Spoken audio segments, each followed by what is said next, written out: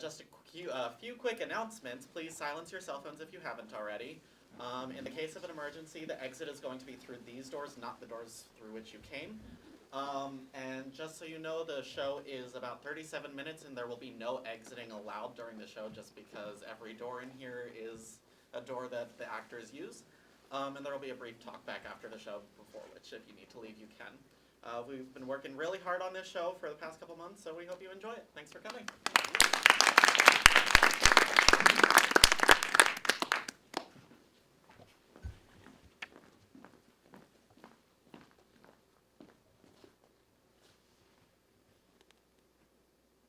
When I was 11 years old.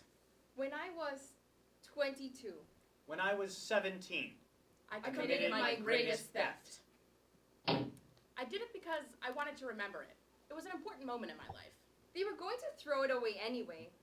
I was just so bored. Didn't someone say that the idle mind is the devil's playground? I was about 2/3 of the way up Mount Olympus in northern Greece. Were you on a spiritual quest? Yeah, I guess I was. That's dorky, Nora.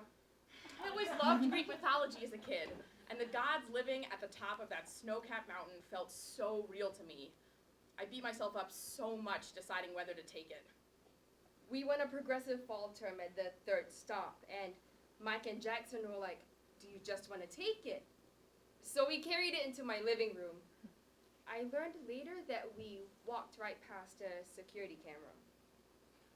Me, my sister, and 2 of our friends hopped in a pickup truck, drove out to this parking lot in the middle of the night, and there were only 2 bolts. It was pretty beat up, so we figured no one would miss it. It only took a wrench.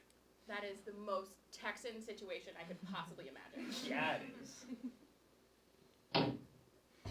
I was drunk and feeling sentimental, and I'm glad I took it, but now I'm always worried that security's gonna come in over break and take it back. I just slipped it into my pocket. It felt momentous. I felt so bad for taking it and simultaneously so thankful that I did. I think mine was the most impressive. Mine was elegant. Mine was easy.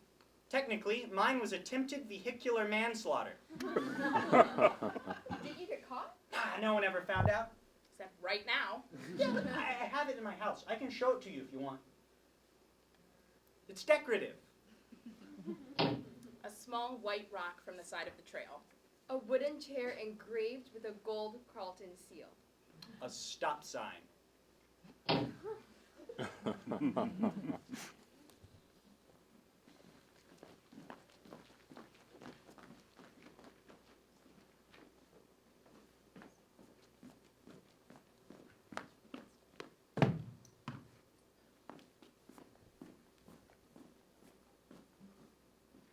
Sarah, Patton, are you ready?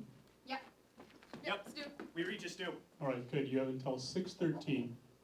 You know the drill. Get started. See the lasers? Yep, see him, Stu. How many sets? Got about 3, it looks like. All right, my computer says there should be 5, so watch out.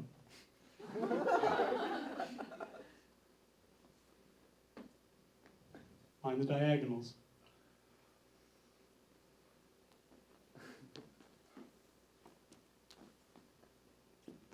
Good, remember you're a team.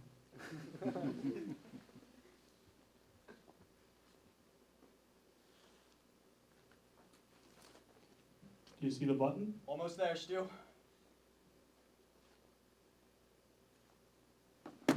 Got the button, Stu. Good, good. Excellent work. Now next to the pressure pads, all right? They're pressure sensitive, so I want you to put your feet out in front of you. If you feel any give in the floor at all, do not step there, all right? Got it. Go slow, use each other, remember to breathe. My system's showing there should be 11.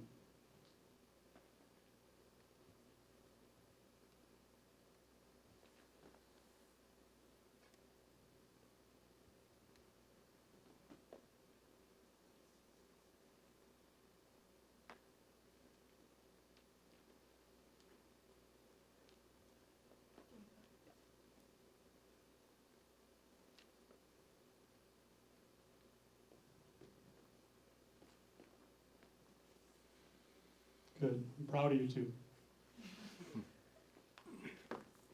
All right, we're both under the security cameras, Stu. Good, good. All right, remember it's motion sensitive, so you can't let any part of your body get into its view. Mind the bag, and remember you're a team.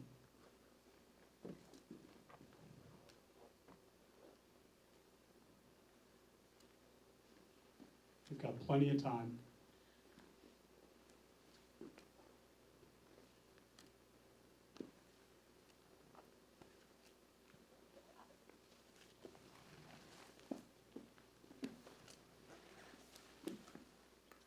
At the case, Stu. All right, good. Take a couple deep breaths. Remember your training. I want you to replace the vase with the weighted sack exactly as you take it off, all right? If there's any transition, you'll sound the alarm. Go slow. Clear your mind. Go ahead. God damn it! What happened? What happened? The bag Cut is the weighted alarm. wrong. The bag is weighted the wrong. lights Feel back. the difference in these two. Damn, I just Feel the calibrated. difference. Nora, just speak. Nora! Nathan! What are you two doing? Did you calibrate this? Did you not just do this? Yeah, I know. She just did it, all It's right? not She weighted. just did It's it. not weighted correctly. Yeah, all right. Did you do this bag? Yeah. That one? Yeah, Yeah. maybe go check again. That'd be great. Thanks. All right, how was the rest of it? Fine. Fine? No any questions for Nathan? Nathan, are you on your fucking phone? Come on, this is a simulation. Yeah. Yeah, maybe ask him some questions about the work you did here and how it went. How were the lasers, guys? There were three. There were three. There weren't five. Nathan, I told you to put fucking 5 out there. I said that, all right? No, you said 4, Stu. You said 4. Okay, I said 4 and you put 3. That's still one less than I said. Fine, Yeah. we'll do 5 next time. All right, good. They're exactly the same. Exactly. They're exactly the That would same. be How the the definition of pressure calibration. Yes, pads? thank So you. I thought those were pretty slick. Those are brand new. Nora and I have been thinking with those. We Those worked are pretty really good, hard. yeah? Yeah, they were fine. They were great. All right. We're done for the day. Pack it up. Cut the lights. Let's go. Get some sleep.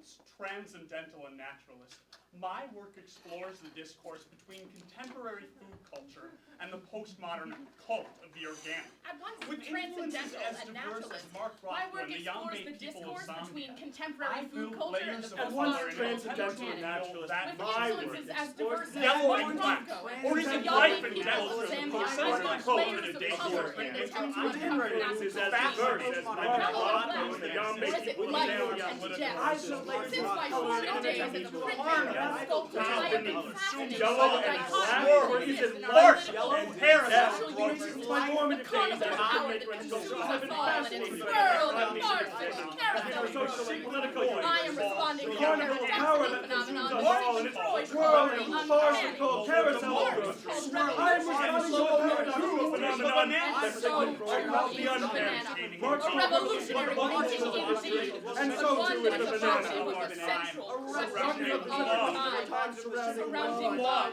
loss, Destitution, destiny, and the capitalist promise of of tomorrow. This, you see, is my genius.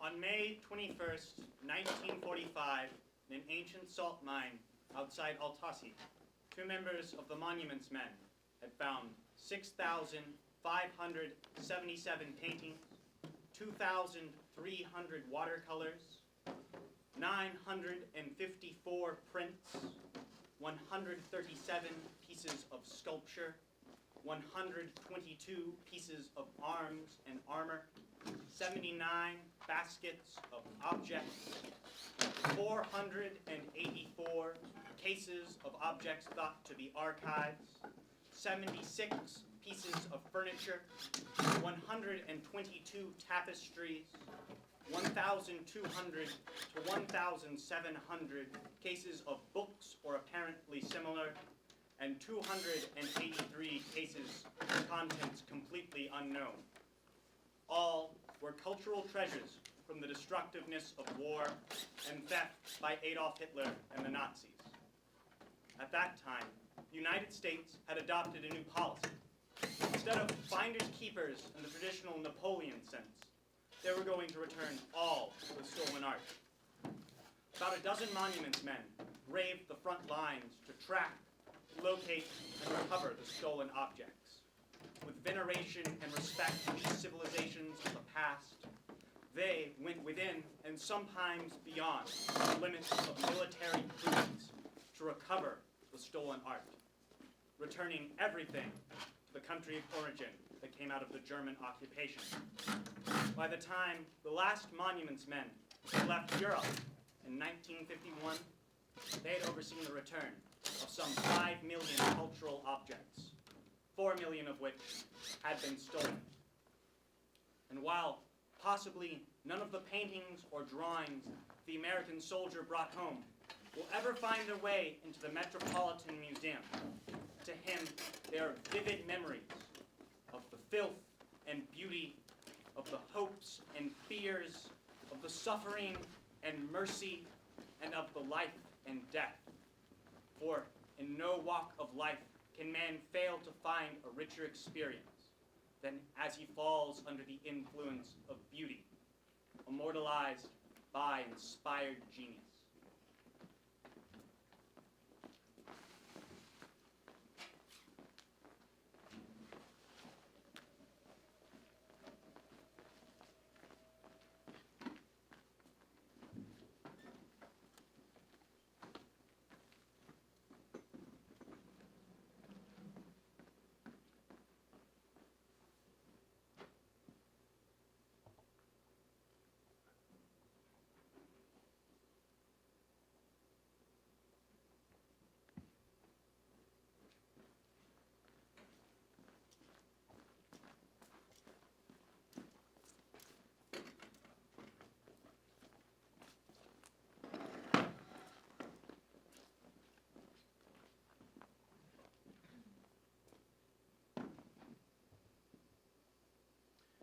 Someone once said, the best things in life are stolen.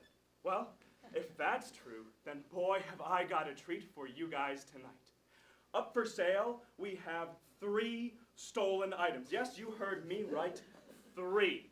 Now, first off, we have this little white rock. Now, don't be fooled, folks. I know that this rock might look ordinary at first, but make no mistake, this rock is from none other than Mount Olympus itself. Yes, you heard me right.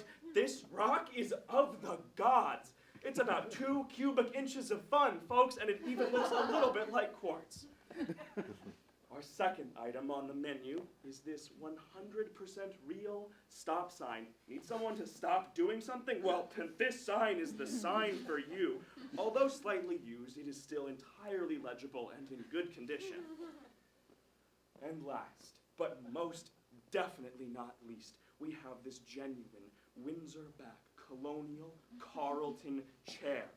Pristine condition, folks. Now, before we put these items up for sale, you need to know some prices. So, let's start things off at market value. The rock will be priced at 10 cents. The stop sign will be an affordable $50. And the Carleton chair will be a somewhat pricey $395. Oh no, I know these prices can seem intimidating, folks, but let's see if we can still make a deal. I tell you what, here we go. If you can offer to me what the criminals risked in getting these 3 items, well then let's call it a deal and you could walk home with one of these 3 magnificent steals today. So, the rock will now be at too much guilt for an 11-year-old. The stop sign will be priced at attempted manslaughter. And the Carleton chair is now up for grabs for a potentially ruined reputation. Oh, but you guys are way too smart for that. No one wants to be branded as a criminal. I tell you what, I have one final deal I can offer you guys. If you can give me the new value of these items, that is to say, if you can give me what these items are now worth to the people who stole them, well then once again, one of these 3 fantastic steals could be yours. So, the rock will now be a memory of childhood adventure. The stop sign will be up for grabs for a rebellious youth. And finally, we have the Carleton chair for a Carleton experience. So, do I have any takers?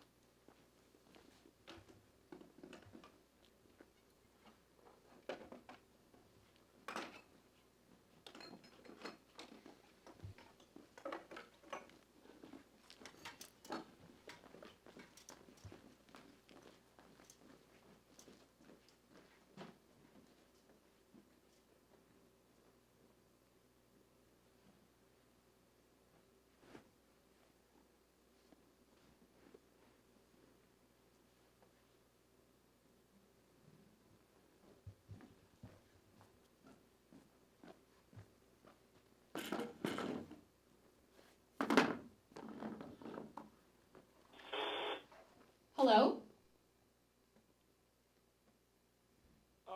Yeah, hi. How are you? Good. Well, actually, no. I've been a little lonely recently, but not terrible. Why? Why are you lonely?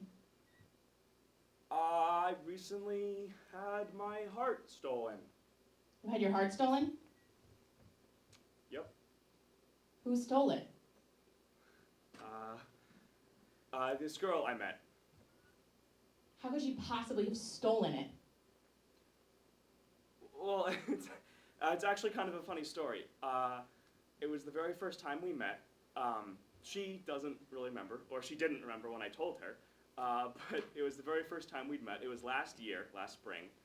And I just walked out of a building, and I remember I saw one of my good friends playing Frisbee with her, and my friend threw the Frisbee to me, and I caught it.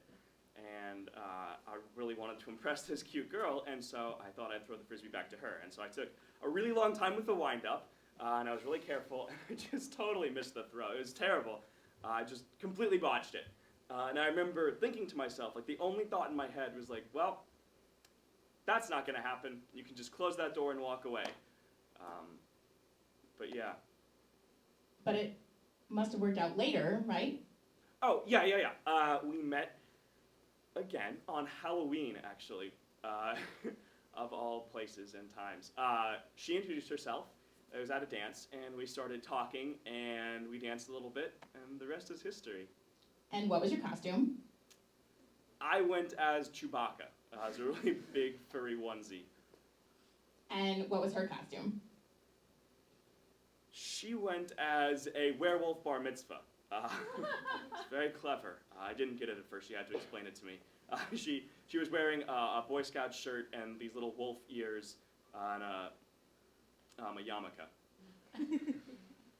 What's your favorite thing about her?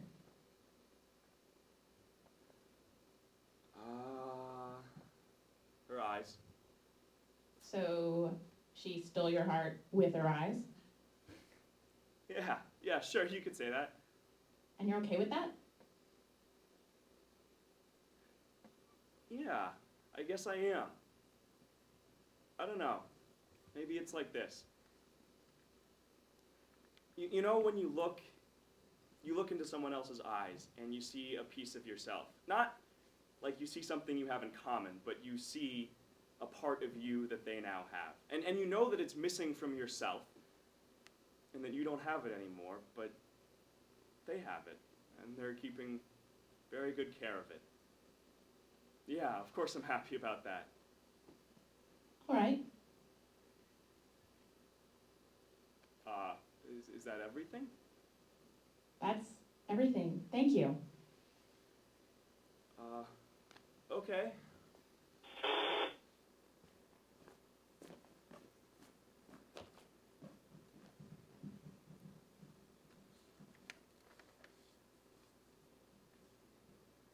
All night the sound had come back again, and again falls this quiet, persistent rain. What am I to myself that must be remembered, insisted upon so often? Is it that never the ease, even the hardness of rain falling will have for me something other than this, something not so insistent? Am I to be locked in this final uneasiness? Love, if you love me, lie next to me. Be for me like rain, the getting out of tiredness, the fatuitousness, the semi-lust of intentional indifference. Be wet with decent happiness.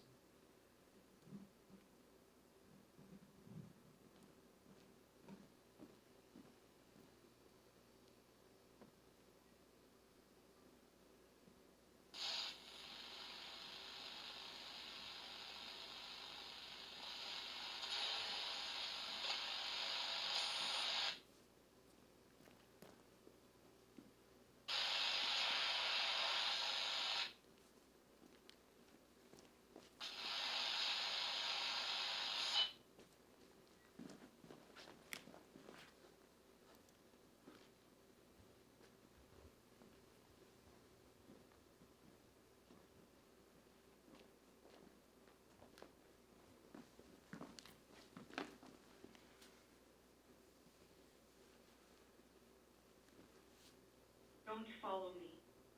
Don't touch me. Don't act in that endearing way because you know that you are. Don't sit next to me. Don't lean on me. Don't put your hand on my head. Don't let me come near you. I don't want you. Wanting you is just a tease.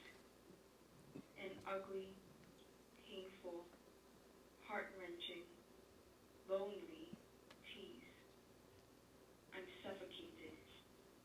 Suffocated. Suffocated. Air. No air. Air. Air. Air. Breathe. I can breathe again. I will not move to your city. I pray to God that you will be far from me.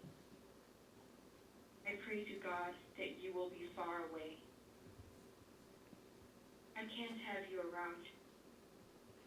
I was doing fine and then you started again. I can't separate my memories anymore. So please just go.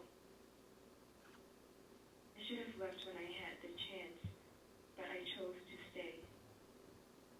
So please, I beg of you, don't make it hard for me. Don't call me your close friend. Friends don't have trouble talking to each other. But you and I do. Oh, what does it say, Bud? What does it say? Sometimes I don't even think you know.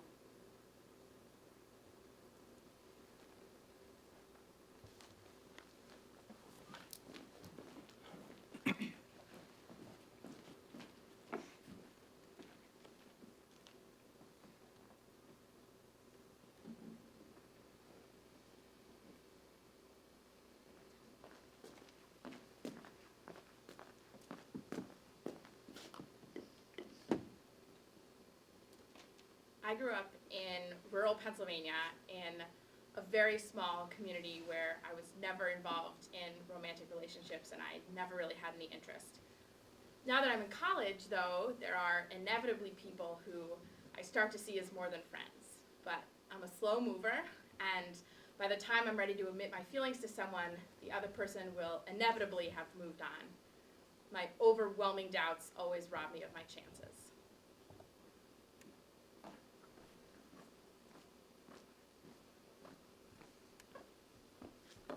I grew up in the Bay Area, California, and I believe I was 8 years old the first time I was called fatty. I was playing in a park with a couple of my good friends, and one of them just kind of dropped that on me. And I remember in that moment such a profound loss in that I was aware of my body in a way that I had never been before. The teasing continued up until high school, when it stopped and I started hanging out with other friends because I went to a different school. And I would love to say that it no longer affects me and is no longer a part of who I am. But I don't think there will ever be a day when I am not critically aware of the body positivity and comfortability that was taken away from me.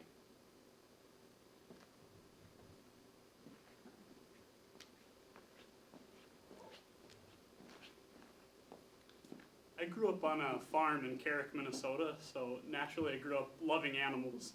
But I also grew up believing somehow that hunting was an essential part of growing up and becoming a man. I'd go to sleep every night reading Field and Stream or Outdoor Life. And when I was 11 years old, I got, for my birthday, a .22 rifle with my name carved in the side, and I was beyond proud. And I went into my backyard, and the first animal I shot was a red squirrel, and it felt exhilarating.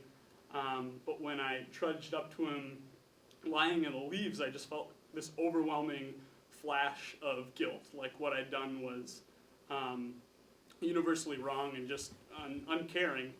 And I pushed that inside and kept reading Field and Stream. And looking back now, I think narratives around masculinity and rural living robbed me of part of my caring nature.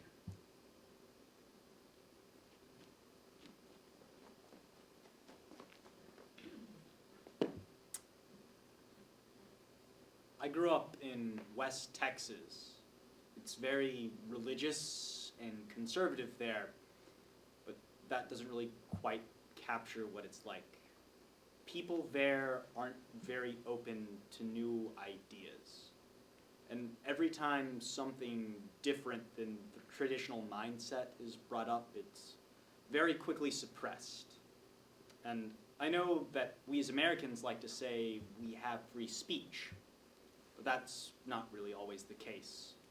Where you are and who you're with can greatly affect what you can and can't say. And before we realize it, we can let those people take away our ability to express ourselves.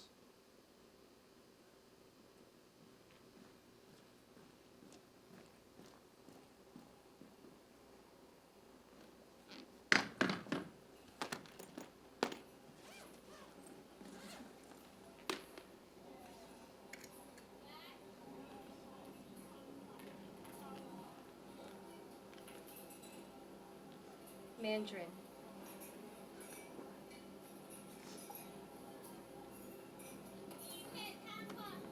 Singlish.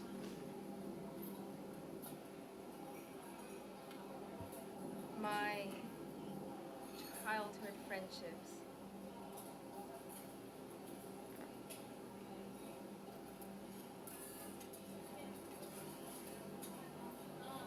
Ease of communication with my parents.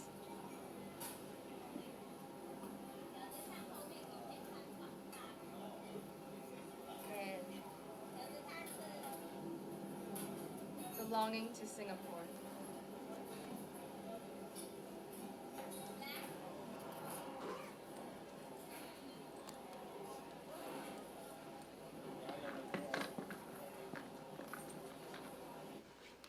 Hey, nice to meet you. Welcome, and we're glad to have you here.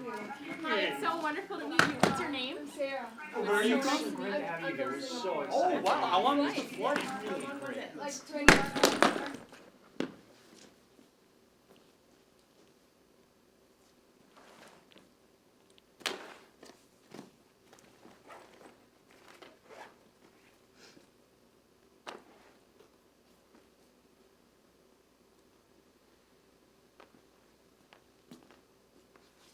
A Christian community.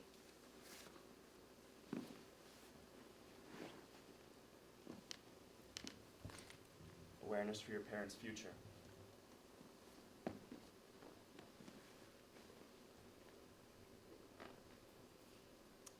People who have shown you how you are and can be loved.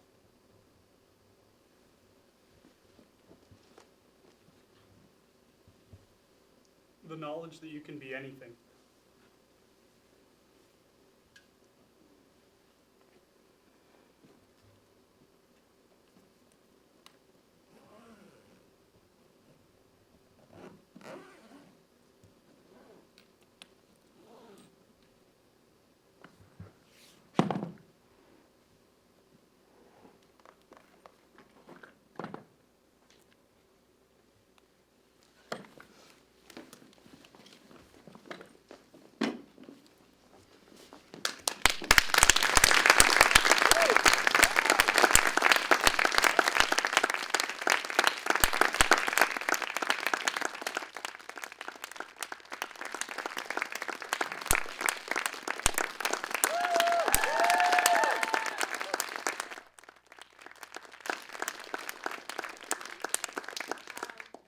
Thank you all so much for coming. This means so much to me.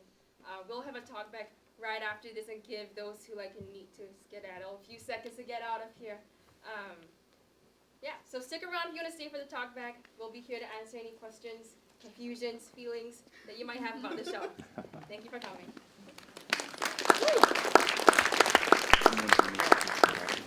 Also, just a general announcement, if you do. Yeah.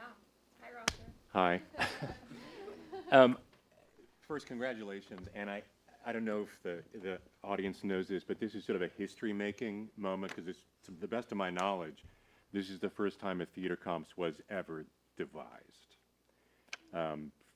Phoebe did a solo performance piece, but this is the first time that you started with a company and no text, no play to start from. So congratulations on that. Now here's my question. In case you set a trend, what would you say to future majors who want to devise? What did you learn from this way of working?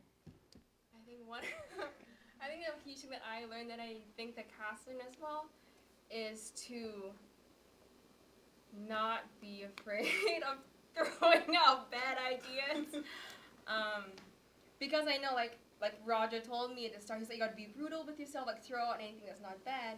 But I think we were so afraid of hurting each other with like the ideas that came out that like we never really directly said it until Roger came to a show and he went through with me and like he was like, half of these scenes don't work. So we like threw out half the show at the end of last term. More than half the show at the end of last term. So I think when we came back this term, like all of us were so much more comfortable with telling each other like, no, that's gonna suck on stage. Don't put it out.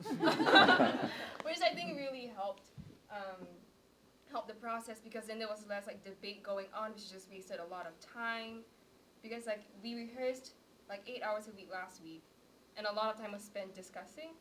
And this term to get that show that we threw away, we rehearsed like 5 hours a day last week, and like because we were like on it and we just like threw out anything that didn't work, it was so much faster. I don't know if you guys want to add to future devices. I think one of the key things with us also, and I don't know how much this was affected by the time crunch, but I think having kind of a director was very important, just because when you have 5 directors, there's no unified vision, or it becomes almost impossible to get one unified vision for a show, and I think we all kind of lost sight of that. But I think when you kind of stepped in as a more directorial role in these last couple weeks, that was really one of the key things that I think brought it together and would definitely be key in the process.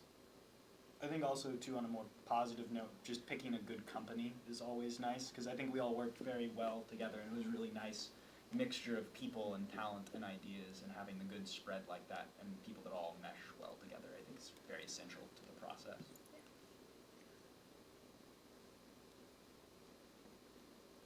What Patton said. Nice. Yeah, Sarah. Yeah, I noticed that you all seem very like close and like you, I don't know, have worked a lot together, obviously. But can you talk more about the process of like how you became so, I don't know, much well together or whatever? So I picked the people to be in the group, and I was mostly basing it off work I knew they already did, because I wanted people who didn't think the way I did and didn't think the way each other did, because I was like, that way the show's gonna be cooler because it's gonna be so complex. But then I know like, what? It's true. Like coming into the process, I know that like Nora like didn't know, I don't know, he didn't know like a few of them pretty well, and like most of them like vaguely knew each other. And it was just, I think it was just like spending a lot of time, because at first I was like, oh, we need like cast bonding stuff. But then we spent so much time with each other already that It's very intimate to share like your own personal ideas. that I think was the big thing, because just like everything you put out was not read from a text or like created from something else. It was just like, hey, I think this is a good idea, and that's a very vulnerable place to put yourself in, because other people might be like, nah, it's a really stupid idea, and it might be, but that's a pretty big leap to take, and I think that requires a lot of trust. Yeah, I think adding on to that, it's like one, sometimes I asked for stuff that was very personal, and I think that built trust within the group. But I think another huge thing is also like, they're all goofballs, and like the humor in rehearsal helps a lot. Just like laughing together, like just bouncing off each other's jokes, and also helps with like easing off the I hate your idea kind of thing. Like if you just like pull it off as a joke, you know? Yeah, that's how I feel about the process. How do you guys feel? I mean, my sense, I was talking to someone about the like light bulb scene earlier, and that like we devised scenes like in the first couple weeks of last term, and it would take us like a full week to get a scene to where it was like even slightly doable. And that light bulb scene was a very recent one, and in like half an hour we had it. So I think that speaks to like how we grew as a company, that we're able, like, we can figure out what the other people are gonna think, and we're just like much more able to edit really quickly. Mark, then Nora's dead. What are some of like the major obstacles you guys faced, especially ones that you didn't like anticipate necessarily, like that just came up? We rewrote like 70% of the show in the last 2 weeks, so That's that the I think one. was the big one. Because even with scenes that like Raj and I decided to keep at the start of winter term, at the end of winter term, when we started creating the new scenes, we're like, now these scenes don't work. So we had to like dump the ones that we decided to keep and create new ones in place. I think other huge things would be, I blanked. You can go for it until I get it back. I think a big one for us is we would live like so, I mean, the pieces, since it comes from us, we're like, we know what it's supposed to be saying, what it's supposed to mean, but taking the ability to take that like step back and look at it objectively and say, how is this going to read? What kind of emotions is this going to bring about, and whether or not it actually fits with what we're trying to say. I think that was a challenge I did not anticipate, especially if it's a scene we've had for a while that we've been workshopping, because you know it in and out and upside down. You've looked at it like every different way you can possibly look at it, so it's kind of hard to be objective. I think another thing would be that, like when we had an idea, like gave a prompt, you had like a skeleton, right? But because the content came from the company, you didn't know what material was gonna come out. So once it came out, you're like, okay, now I gotta work with this and figure out how to make it work. And like, how is it gonna work in the show? And then if it didn't work, you're like, okay, dump it. It went from personal to historical and back to personal. Is that intentional, the way you organized each scene, or was that a laborious kind of decision-making process? We did have logic to the sequence. It wasn't in that sequence. I guess it was. We're glad that you imposed your own interpretation. That's great. I think a lot of the personal at the start was more to set the stage and be like, here's what this show is about. And also it's like, you know, we are like telling you our story, like we are real people here. I didn't think about like the historical to personal, because that's interesting, because like I think how we organized it was going from like the very surface level stealing to the more in-depth, like nuanced idea of stealing. And I guess historical just fell in the middle. Oh, Deb, and then Ruth. What became your criteria for what worked? I mean, how did that evolve? You know, the things that didn't work, and then toward the end, what were your criteria for what would work? I know for scenes, like new ideas that we threw out, if we were spending so much time on it, trying to make it work, we were like, obviously this is, like, nothing's gonna happen here. So we just stopped that. So that was one way, like, in the creation process, with scenes that already existed, we had, like, a whiteboard, and we left the scenes up with the names, and we would look at it again and again, and, like, run it through our heads, and we're like, that scene looks, like, very, very off. And we would think about, like, okay, then maybe there needs to be a transition here, maybe another scene needs to go in, but if it just felt so out of place that it didn't make sense, we took it out also. I feel like that also speaks to the idea about like how we grew as people who could devise, because there are a couple of scenes I'm thinking of in particular that we spent so much time on, like trying to get like weeks, and then there got to a point where we were just sitting there and we were like, there's no way, like that isn't gonna happen, and that was like disheartening at the time, but I think as we went on we were able to do that faster, so we weren't like spending 3 weeks trying to rip off Waiting for Godot and then For Taw Dog. Waiting for Taw Dog. We had a scene that was waiting for Taw Dog. Viva the Taw Dog. It was great. Some beautiful improv. I don't know what you're talking about. It's gone. I have two questions. One is, I'm curious about how you came up with the concept of stealing as the theme for the performance. And secondly, because I know you and Nora have been involved in plays involving a script and lines and go here, go there, act one, act two. How do you compare that with this process? So the stealing thing, I knew I was gonna do device theater because Raja told me about sophomore year, and I was like, yes, like I want to do this. And it was like the week that my proposal was due. I was in tech for someone's dance comms, and I was watching, and I was like, I think he stole that move. and then in my head, I was like, I know there are, because I've done so much dance at Carleton, I was like, I know there are styles that get repeated through different artists that learn this, that go under the same trainer and the same teacher, but then that's like influenced by, you know, like using your knowledge. But then when I saw that, I was like, in my head, I was like, he stole it. So I was like, where does that come in? Like, what have I taken that is stealing? And then when I thought about my work, I was like, you know, nothing ever really comes out of, like, works don't ever come out of nothing.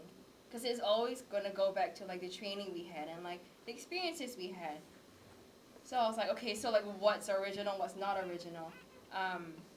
And then from there, I started to make it grow because I didn't want to just think about art. I was like, okay, how can I, like, make stealing incorporate so much more? So then I started branching it down. I was like, okay, how about we steal nature?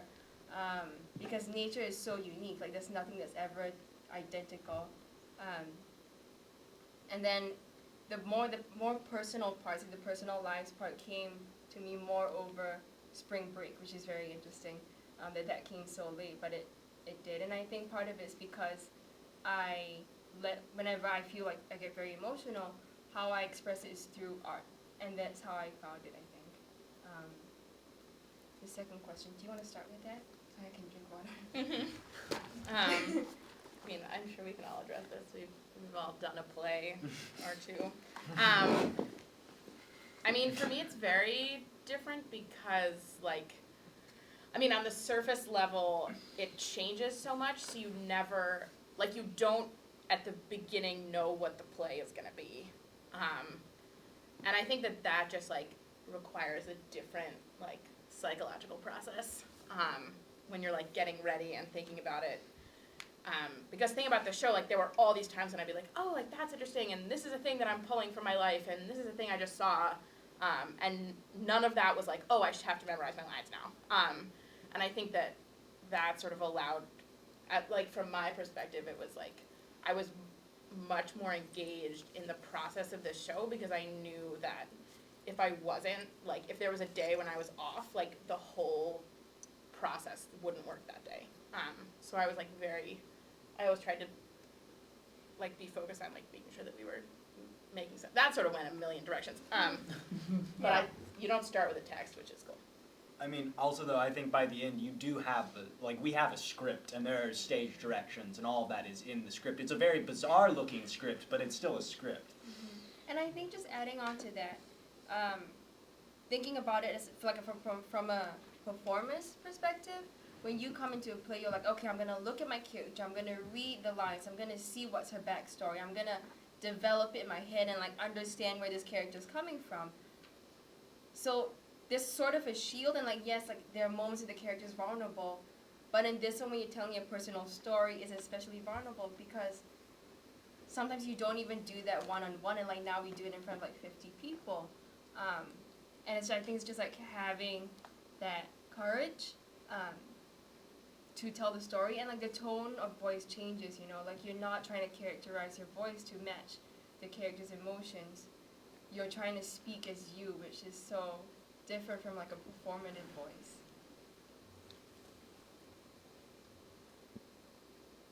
Time for one more? Yeah. Something that was surprising, Sarah, you talked about being a dancer, but this piece you made is predominantly textual. And although there's some physicality involved, there's no real physical theater. So was that a deliberate choice? Or, I mean, what guided you toward the textual rather than away from the choreographed? Yeah, that's interesting. And I think, because I know we talked about this at the start, and when I was devising, what I realized that the natural way I think, and I think it's because I journal a ton, is through text. and like through visual art, like I sketch, and I think that's how this came about, because creating like choreographing something took more effort for me than expressing myself through text or visual art. I'd say art. Oh, go ahead. I was just going to say, I think it did make it very interesting, though, when Mike would come to rehearsal, because it brought a very different perspective to what we were doing, which was fantastic. Yeah, so I was effectively in the beginning brought on as sort of a movement director, where I would come in and sort of add more physicalized theater or choreography to the scenes we were using. And if you didn't notice, most of those scenes are not in this show. And I think part of it plays to the fact that I wasn't able to go to all of the rehearsals, but I think Sarah makes a good point in that in her style of creativity, it's more about the text, and then when I would come in, we would be able to somewhat layer things on top and just see what worked and what didn't. Yeah, I would say pretty much every initial version of this, all previous versions, had like significantly more movement, and I think it got to the point where we would like think of a movement scene and then say, okay, but the whole show has no like exclusively movement scenes. It's gonna be weird if we do this. So it sort of tilted the other direction pretty significantly by then. Sarah? Yeah? Do you see the show as finished? Or do you see possibilities for developing more elements of it? I know whether it's practical or not practical, I'm just curious about your vision.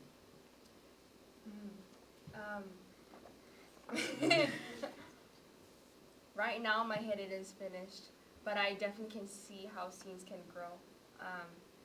And I had like a studio art teacher who like told me once that like no art piece is ever finished, and you have to decide when to stop, because otherwise you're just gonna go on and on and on sketching this one thing. And I think this is kind of what it's like. Like I can like go on adding more multimedia. I can go on doing more stuff with the lights, which Julia did. Like that's Julia, by the way. She did the lights, which is incredible. And I can like add on stuff with like I want this to be this color instead, and I want more text in here. But at this point, like I feel good about like where it's at.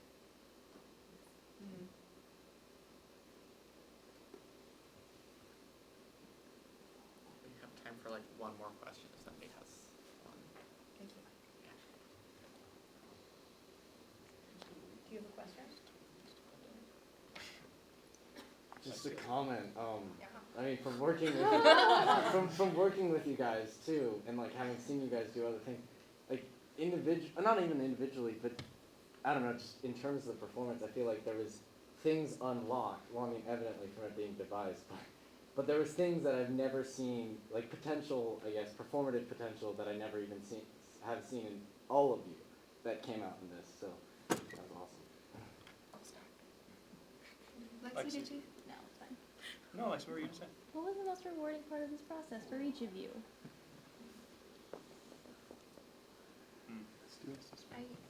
I think for me, it's being able to show my work to an audience. Like I was telling them, like I'm so grateful for this opportunity that they have like helped me like make this come alive. And it's just like I've done like so much work at Carleton, you know, and like you only show it to your classmates. But now I actually get to see like this whole huge thing come to life and like be able to like share it with people, and that just means so much to me. Like it kind of feels like finishing a piece of art. I don't know. Like I've never been particularly like talented at drawing or painting or musically or anything, and this was kind of one of the first times where we've created. I mean, I know me personally. I don't know about you guys, but like where I've created a show where you have something to show at the end. Like however many times you do a play that has a script and however in depth you get, I feel like you're starting somewhere. Like you're given something. There's a given circumstance, and we didn't have that with this show. I mean, we started with nothing and we produced something, which I think was a really, that was definitely the most rewarding part of this. And I think something too is like a lot of times when this sort of work gets done, it's never really to the extent or with the amount of time we had to focus on it, which I think is one of the most like rewarding aspects. 'Cause I did a bunch of like mildly like similar like work in high school, but it never produced anything of this magnitude or of this like scale. I think just being able to dive so in depth and be so expressive, like so personally expressive about something like that. It's really cathartic. I think for me the most rewarding piece was like having friends that are willing and comfortable to tell you that you have a bad idea, like in the nicest way. I think that's just really hard to find in life, but is like so valuable. And also being able to like share ideas knowing that quite possibly they are bad. And yeah, that's really awesome. I mean, I think for me, like my first exposure to Device was in the fall when several of us took Roger's class, and I enjoyed it, but I didn't like understand how anyone would like ever choose that as the way that they did theater, because it just didn't, because all of our projects were like, you know, we'd spend 2 or 3 weeks on something and then we'd sort of show it and we'd be like, okay, this is where it is. And I was excited to do Sarah's comps because I was like, I want to understand like how this works if this is your full-time job, which obviously we had significantly less time than if this was our full-time job. But I feel like I really gained an understanding of like what this process actually looks like when you put it long-term. And I really love that. And the other part is like getting to know these guys because they're incredible. So Also, it's just lots of fun. it's really fun. Really fun. What about you, Mike? Oh. Yeah, Mike.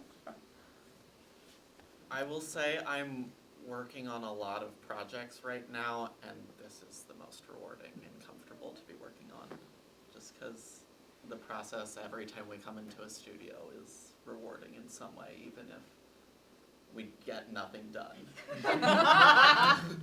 which happens. This has been one of the most rewarding